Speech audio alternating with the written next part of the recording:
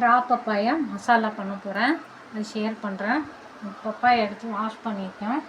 2 சைடும் கட் பண்ணிவிட்டு நறுக்கிக்கலாம் க்யூப்பாக தோல் எடுத்துகிட்டு.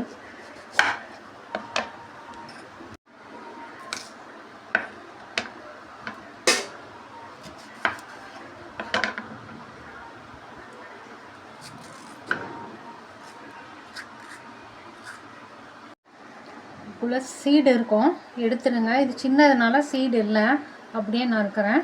சீடு இருந்தால் எடுத்துடலாம். அது ஒரு பேனில் எண்ணெய் வச்சுருக்கேன், காஞ்சிடுச்சு. ரா பப்பாயா போட்டு ஃபஸ்ட்டு ஃப்ரை பண்ணி எடுத்துக்கலாம்.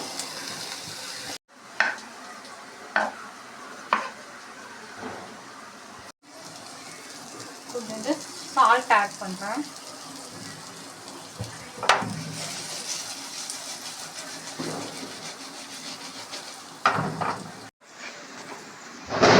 பப்பாயா ஃப்ரை ஆகிடுச்சு, அதை ஒரு பிளேட்டில் ட்ரான்ஸ்ஃபர் பண்ணிடலாம். அதே பேனில் ஒரு ஸ்பூன் பட்டர் வச்சுருக்கேன். வெங்காயமும் தக்காளியும் போட்டு வதக்கணும் நல்லா. ஆனியன் ஆட் பண்ணுறேன்,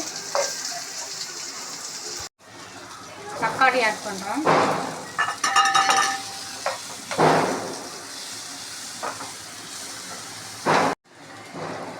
தேவையான சால்ட்டு, ஒரு 4 முந்திரி பருப்பு.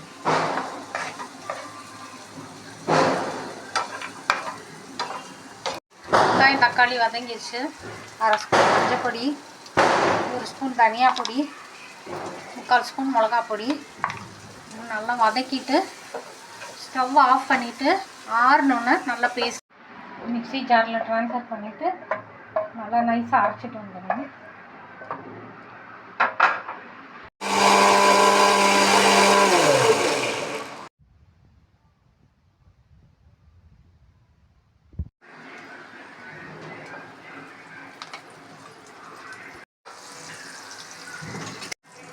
பட்டர் வச்சு 1 ஸ்பூன் மெல்ட் ஆகிடுச்சு. அரைச்ச பேஸ்ட்டை அதில் ஊற்றிட்டு பேனில் நல்லா ஃப்ரை பண்ணிக்கலாம். கொஞ்சம் கொதிச்சோன்னே ஃப்ரை பண்ண ரா பப்பாயாவை ஆட் பண்ணுறேன். இதில் கஸ்தூரி மேத்தியை நல்லா கையால் க்ரஷ் பண்ணி போட்டுருங்க. பாலும் 1 ஸ்பூன் எடுத்து வச்சுருக்கேன், அது மேலே ஊற்றணும். பொடியாக நறுக்குன கொத்தமல்லி கொஞ்சம். க்ரீன் பப்பாயா மசாலா கறி சர்வ் பண்ணுறதுக்கு ரெடி.